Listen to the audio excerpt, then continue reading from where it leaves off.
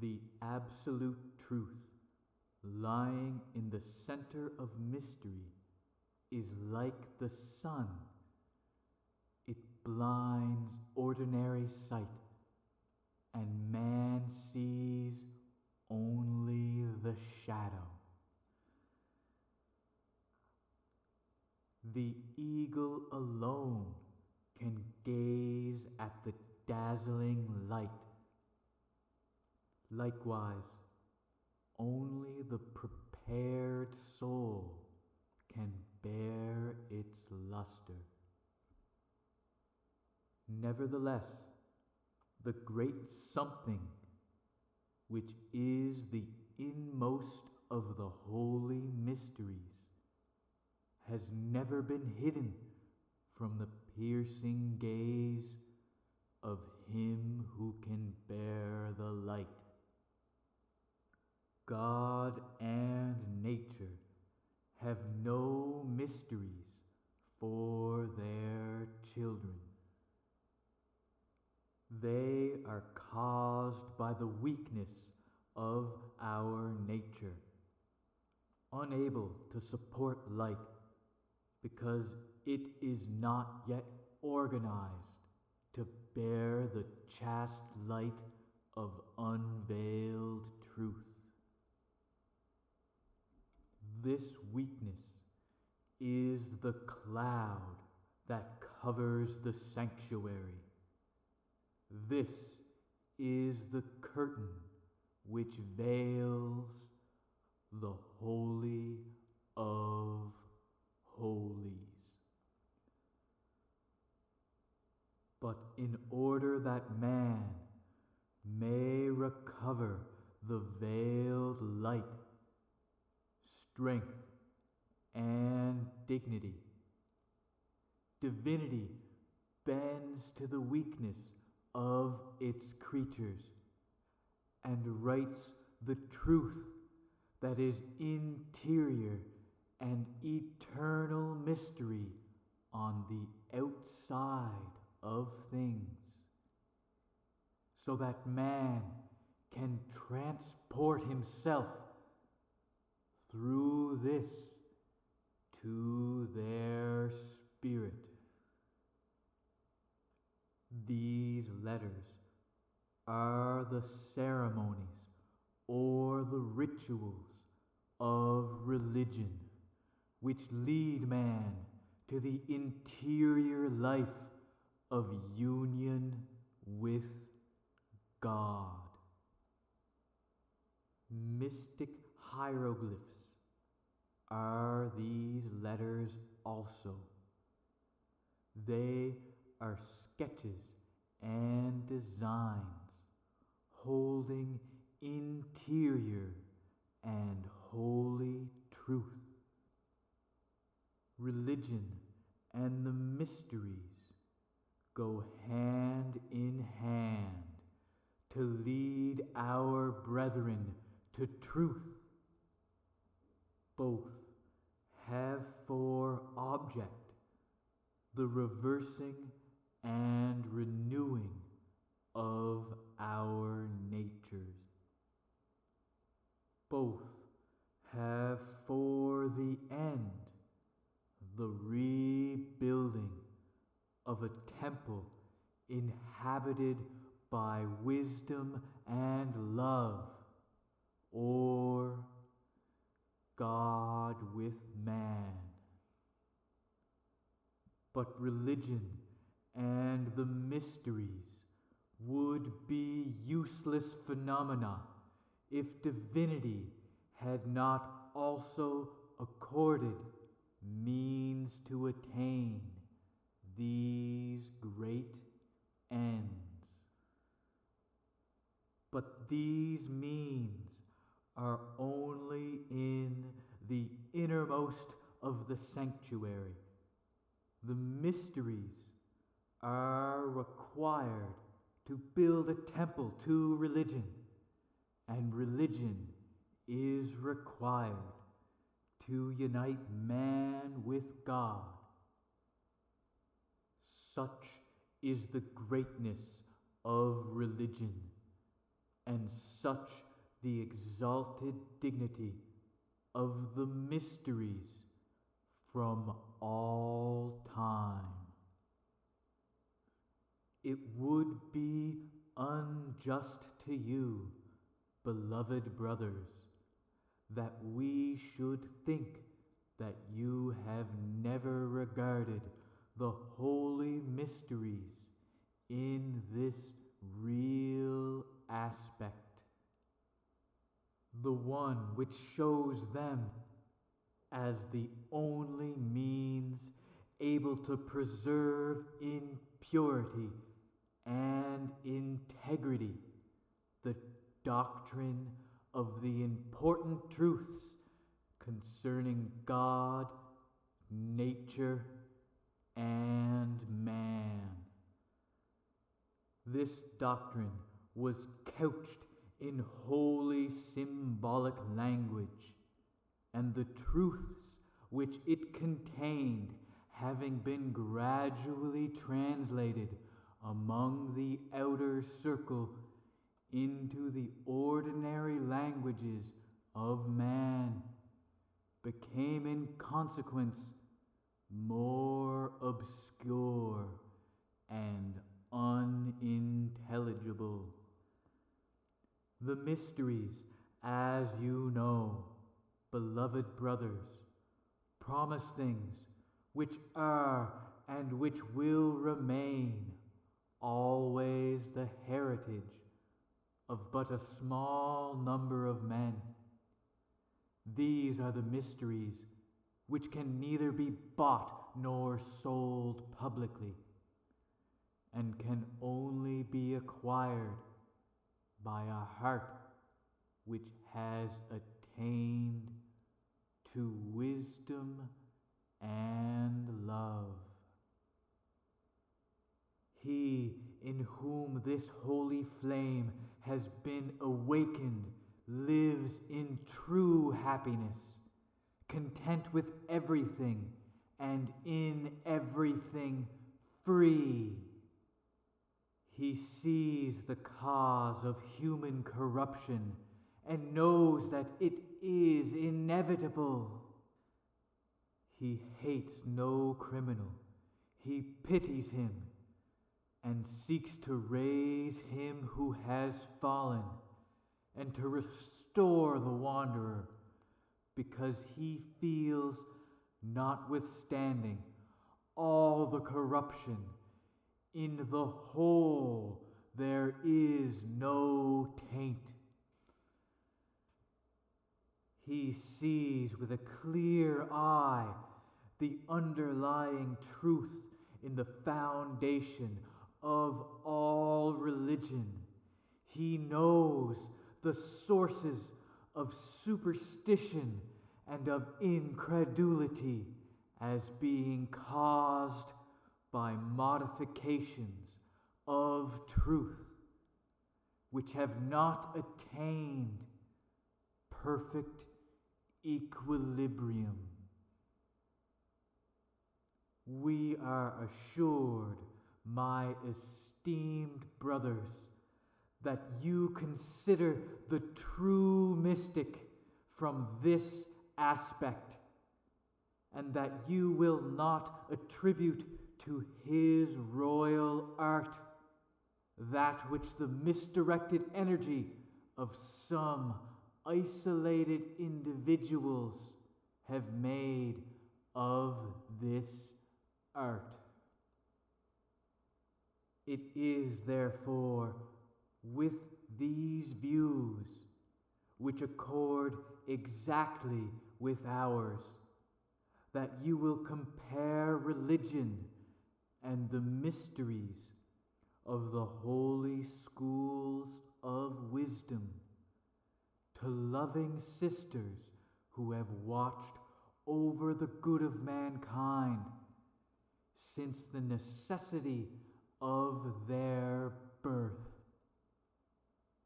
Religion divides itself into exterior and interior religion. Exterior signifying ceremony, and interior, worship in spirit and in truth. The outer schools, possessing the letter and the symbol, the inner ones, the spirit and meaning. But the outer schools were united to the inner ones by ceremonies, as also the outer schools of the mysteries were linked with the inner one by means of symbol. Thus, religion can never be merely ceremony, but hidden and holy mysteries penetrate through symbol into the outer worship to prepare men properly for the worship of God in spirit and in truth. Very soon the night of symbol will disappear. The light will bring forth the day, and the mysteries, no longer veiled, will show themselves in the splendor of full truth. The vestibule of nature, the temple of reason, and the sanctuary of revelation will form but one temple. Thus, the great edifice will be completed. The edifice which consists in the reunion of man, nature, and God. A perfect knowledge of man, nature, and of God will be the lights which will enable the leaders of humanity to bring back from every side their wandering brothers, those who are led by the prejudices of reason, by the turbulence of passions, to the ways of peace and knowledge. We are approaching the period of light and the reign of wisdom and love, that of God, who is the source of light. Brothers of light, there is but one religion, whose simple truth spreads in all religions, like branches returning through multiplicity into the unity of the tree. Sons of truth, there is but one order, but one brotherhood, but one association of men thinking alike in the one object of acquiring the light. From this center, misunderstanding has caused innumerable orders, but all will return from the multiplicity of opinions to the only truth and to the true order, the association of those who are able to receive the light, the community of the elect. With this measure, all religions and all orders of man must be measured. Multiplicity is in the ceremony of the exterior, truth only in the interior. The trend of these brotherhoods is in the variety of explanation of the symbols caused by the lapse of time, needs of the day, and other circumstances. The true community of light can be only one.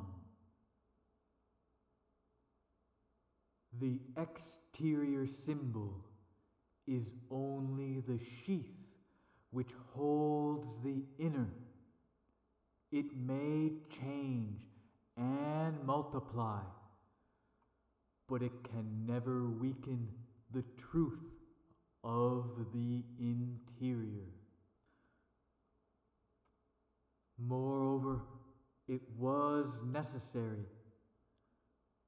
We ought to seek it and try to decipher it, to discover the meaning of the spiritual interior.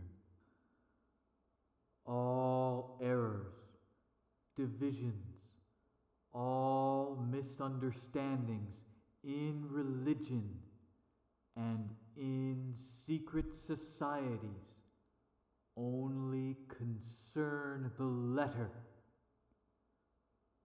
What rests behind it remains always pure and holy. Soon the time for those who seek the light will be accomplished. For the day comes when the old will be united to the new, the outer to the inner, the high with the low, the heart with the brain, man with God. And this epoch is destined for the present age. Do not ask, beloved brothers, why the present age? Everything has its time for beings subject to time and space. It is in such wise according to the unvarying law of the wisdom of God, who has coordinated all in harmony and perfection. The elect should first labor to acquire both wisdom and love, in order to earn the gift of power which unchangeable divinity gives only to those who know and those who love. Morning follows night, and the sun rises, and all moves on to full midday, where all shadows disappear in his vertical splendor. Thus, the letter of truth must exist. Then comes the practical explanation. Then the truth itself. Only truth can comprehend truth.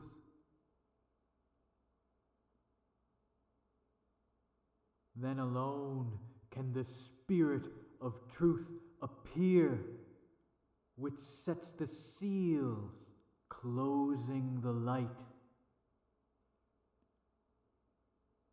He who now can receive the truth will understand. It is to you, much loved brothers, you who labor to reach truth, you who have so faithfully preserved the glyph of the holy mysteries in your temple. It is to you that the first ray of truth will be directed. This ray will pierce through the cloud of mystery and will announce the full day and the treasure which it brings. Do not ask who those are who write to you. Look at the spirit, not the letter, the thing, not at persons. Neither pride nor self-seeking, neither does any unworthy motive exist in our retreats. We know the object and the destination of man, and the light which lights us works in all our actions. We are especially called to write to you, dear brothers of light, and that which gives power to our commission is the truth which we possess, and which we pass on to you on the least sign and according to the measure of the capacity of each. Light is apt for communication where there is reception and capacity, but it constrains no one and waits its reception tranquilly. Our desire, our aim, our office is to revivify the dead letter and to spiritualize the symbols, turn the passive into the active, death into life. But this we cannot do by ourselves, but through the Spirit of light, of Him who is wisdom and the light of the world. Until the present time, the inner sanctuary has been separated from the temple, and the temple beset with those who belong only to the precincts. But the time is coming when the innermost will be reunited with the temple, in order that those who are in the temple can influence those who are in the outer courts, so that the outer pass in. In our sanctuary, all the hidden mysteries are preserved intact.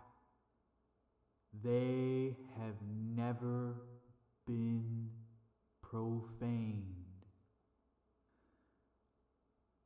This sanctuary is invisible, as is a force which is only known through its action.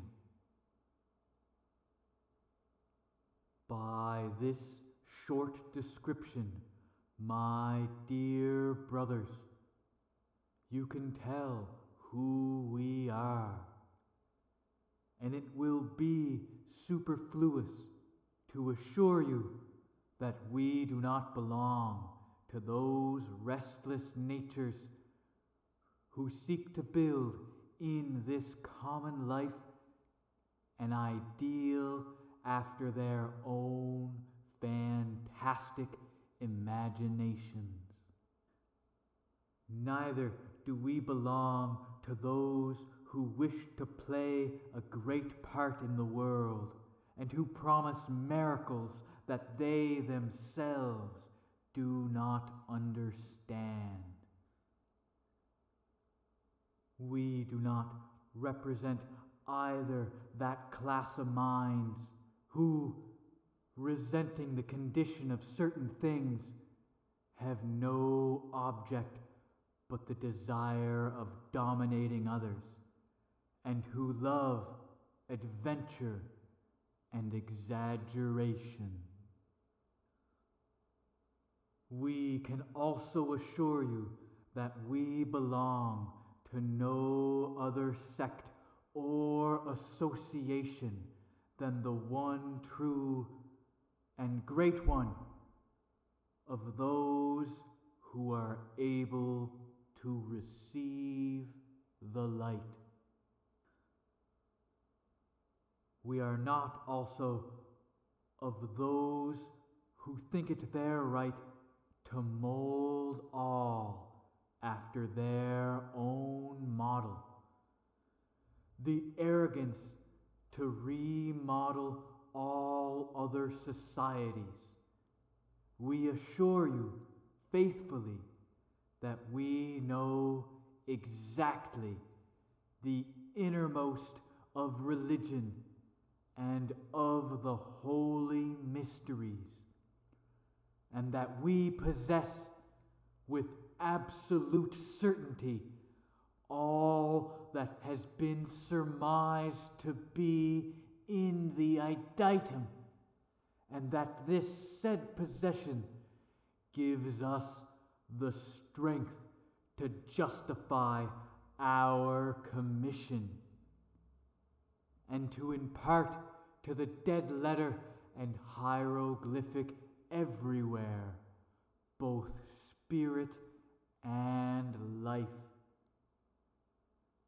The treasures in our sanctuary are many.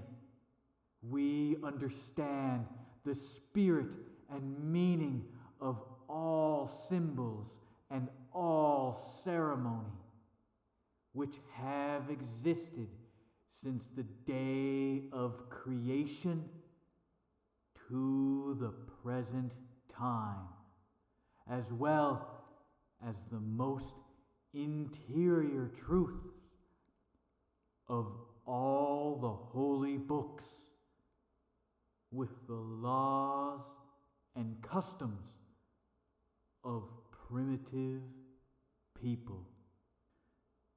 We possess a light by which we are anointed, and by means of which we read the hidden and secret things of nature. We possess a fire which feeds us and which gives us the strength to act upon everything in nature. We possess a key to open the gate of mystery and a key to shut nature's laboratory.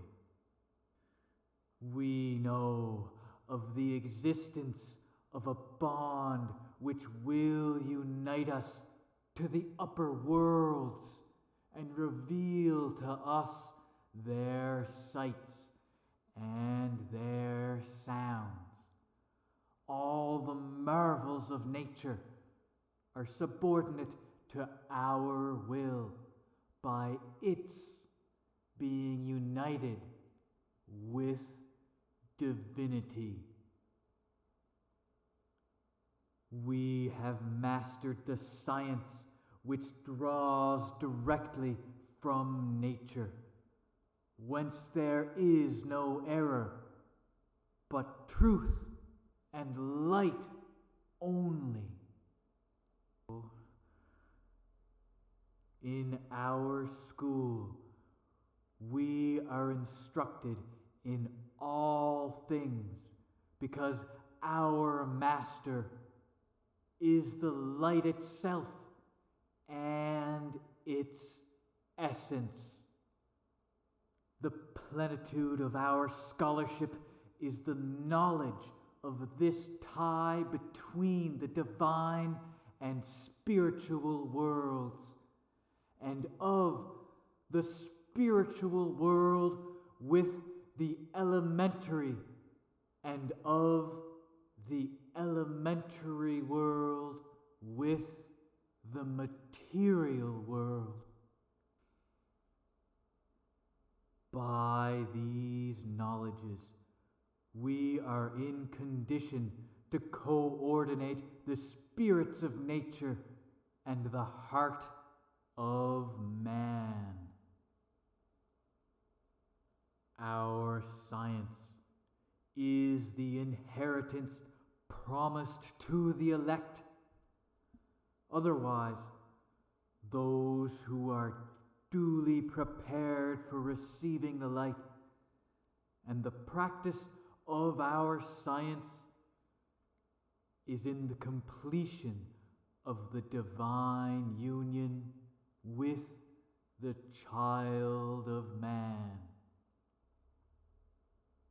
We could often tell you, beloved brothers, of marvels relating to the hidden things in the treasury of the sanctuary, which would amaze and astonish you. We could speak to you about ideas concerning which the profoundest philosophy is as removed as the earth from the sun, but to which we are near being one with the light of the innermost. But our object is not to excite your curiosity, but to raise your desires to seek the light at its source, where your search for wisdom will be rewarded and your longing for love satisfied. For love and wisdom dwell in our retreats. The stimulus of their reality and of their truth is our magical power. We assure you that our treasures, though of infinite value, are concealed in so simple a manner that they entirely baffle the researches of opinionated science. And also, though these treasures would bring to carnal minds both madness and sorrow, nevertheless, they are, and they ever remain, to us the treasures of the highest wisdom. My best blessing upon you, O my brothers, if you understand these great truths. The recovery of the triple word and of its power will be your reward. Your happiness will be in having the strength to help reunite man with man, and with nature, and with God, which is the real work of every workman who has not rejected the cornerstone. Now we have fulfilled our trust, and we have announced the approach of full day and the joining of the inner sanctuary with the temple. We leave the rest to your own free will.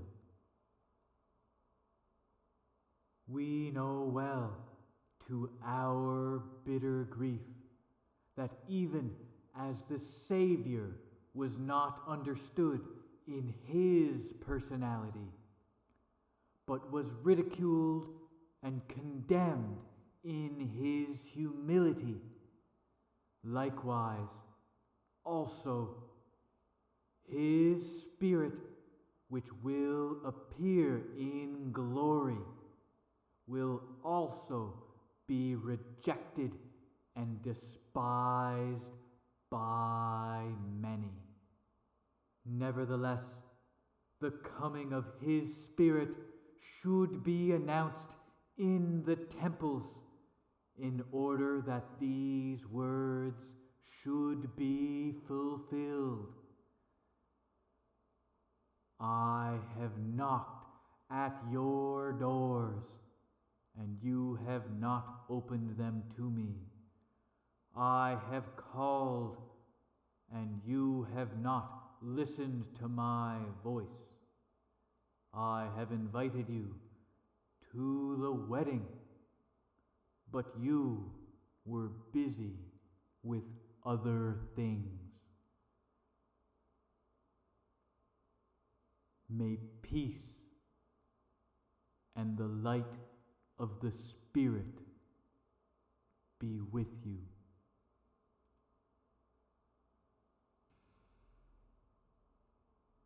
May peace and the light of the Spirit be with you.